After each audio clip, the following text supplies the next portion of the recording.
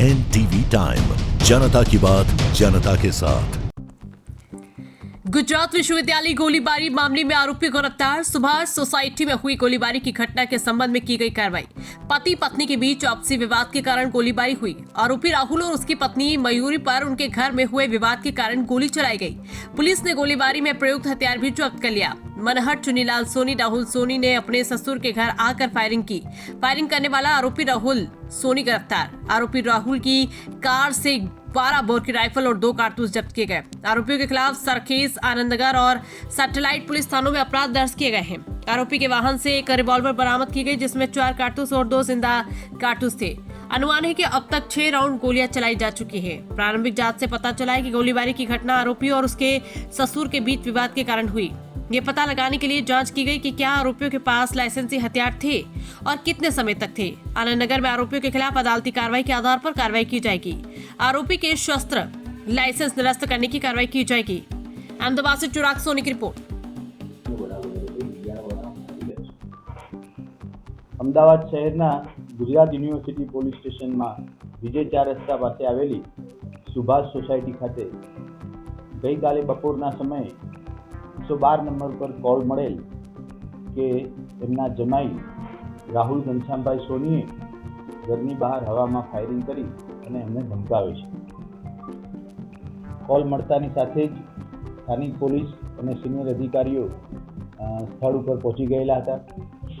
વિગત મુજબ મનહર ચુનીલાલ સોની કે જે આ મુખ્ય આરોપી છે રાહુલ ઘનશ્યામભાઈ સોની એના સસરા થાય છે।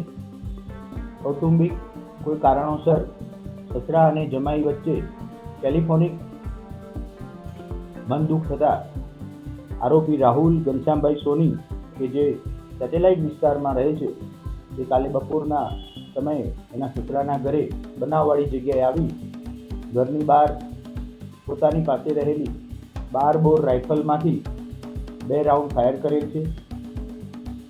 પોલીસ પહોંચતા જ આરોપી રાહુલ ત્યાંથી મળી આવેલ।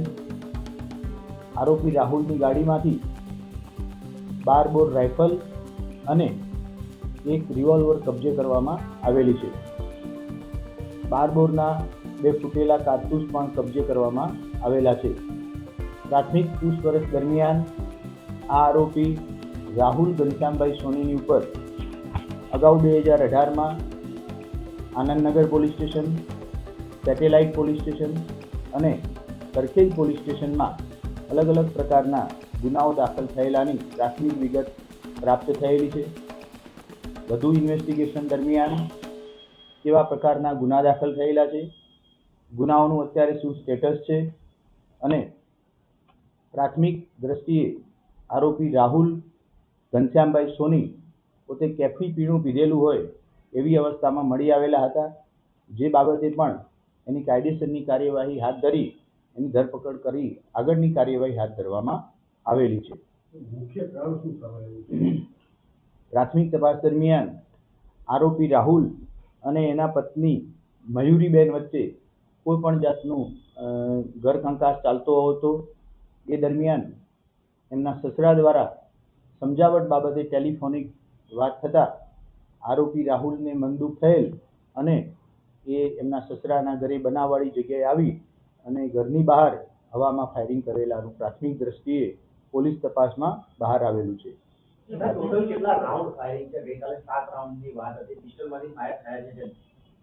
આરોપી પાસેથી એક 12 બોર રાઇફલ મળેલ છે, જેના ફાયર કરેલા 2 ખાલી કારતૂસ મળી આવેલ છે। વધુમાં આરોપીની ગાડીમાંથી એક રિવોલ્વર મળી આવેલ છે, જેમાં 4 કારતૂસ ફૂટેલા અને 2 જીવતા કારતૂસ પણ હાથ મળી આવેલા છે। હાલ પૂરતા 2 રાઉન્ડ જે ફરિયાદી દ્વારા જણાવવામાં આવેલ છે એ અને 4 જે રિવોલ્વરમાં ફૂટેલા કારતૂસ મળી આવેલા છે, એમ કુલ 6 રાઉન્ડ હવામાં ફાયરિંગ થયું હોય એવું માનવાને કારણ છે।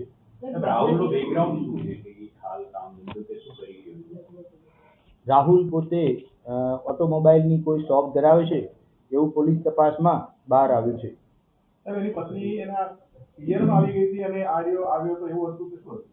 શરૂઆતની પ્રાથમિક તપાસમાં ફરિયાદી પાસેથી જે વિગતો મળેલ છે એ મુજબ એના પત્ની પિયરમાં નહોતા આવેલા. આરોપી અને એના સસરાની વચ્ચે કોઈ કારણસર મનદુખ થયેલ અને આરોપી પોતાના ઘર સેટેલાઇટથી સસરાના ઘરે હથિયાર લઈને નીકળેલ. આ વાતની એમની પત્ની મયુરબેનને જાણ થતાં તેઓ પણ તરત એમની પાછળ પોતાના પિયરમાં આવી ગયેલા હતા.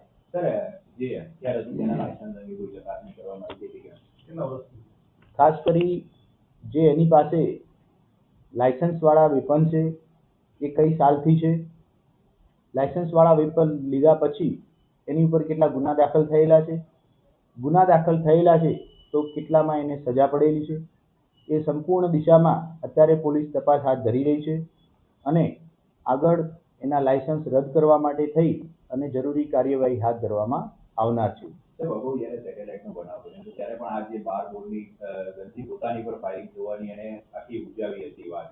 તો જે તે સમયે લાયસન્સ કેન્સલ કરવા માટેની કોઈ પ્રક્રિયા જે તે અધિકારીઓ કરી હોય એવું કંઈ સામે આવ્યું છે કે મને નહીં કહ્યું તો આપણે કયા પ્રકારે કર્યું?